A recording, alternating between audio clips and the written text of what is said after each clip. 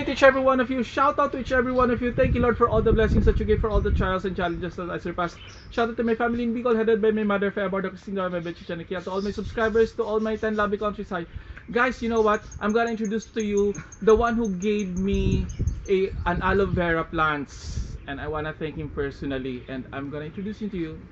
You know what? We're talking about That's Entertainment, and I'm gonna ask him more and more about that. So check it out, guys and guys. This is Kuya Barry.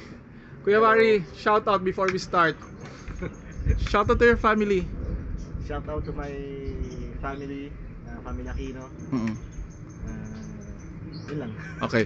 Kuya Barry, pagpatuloy natin yung kwentuhan natin. Paano mo na-enjoy naman yung pagiging dancer mo before sa That's Entertainment? Paano ma-enjoy? Paano mo na what do you mean? Ano yung mga ano mo natutunan mo sa buhay ng mga panahon na yun na nasa That's ka? Nung mga kabataan na gano'n, easy go lucky lang talaga eh. Kumbaga, hilig mo lang sumayaw, gusto mo lang sumayaw, mga gano'n, no? Yun lang ang ano talaga eh, ang iniisip ko dati. Basta gusto kong sumayaw talaga. Yun ang hilig ko talaga sumayaw. Guys and guys, from Wednesday group dancer si Kuya Barry, sinong pinaka-paborito mong artista sa kanila? Si Jackie Foster. Jackie Foster. Sino naman ang sa tingin mong maldita doon sa member na yon sa group? Hindi ko na maalala dahil matagal na kasi. Pero they treated you, they treated you nice. Oo naman. Si Kuya Germs, si Kuya Germs, paano kanya itrato? Siyempre, babatiin ka rin. Nag-audition ba kayo ng grupo nyo bago kayo napunta ng That's? Hindi, yung manager namin kasi dati, wala namang audition eh. Oo. Basta pag gusto mo lang may grupo ka, kausapin mo lang yung ano doon, yung sa GMA, yung ano nila doon. Pag titignan yung sayaw ng mga grupo nyo kung okay, saka kanila isasali. Ano pangalan ng grupo nyo ulit? The Beat Boys. The Beat Boys. May mga ano pa ba kayo, mga files kayo sa platforms or wala na yata dahil matagal eh. Ako nga rin tinitingnan ko yung sa ano, wala na. Wala. Kaya hindi kami kilala noon.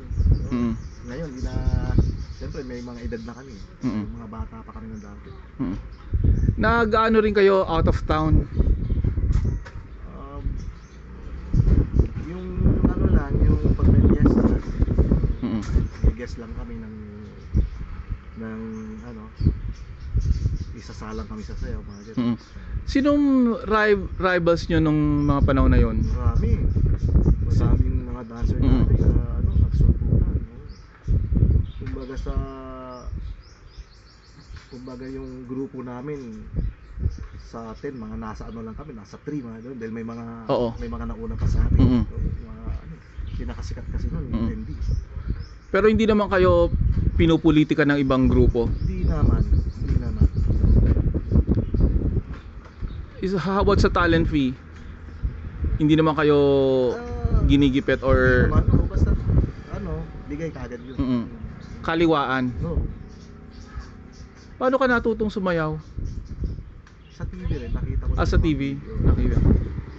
Dahil bata pa lang ako, talagang mahilig na ako sumayaw. Kaya nung nag-high school ako, naging dancer ako ng school namin. I see. Paano na-dissolve yung grupo nyo? Nung may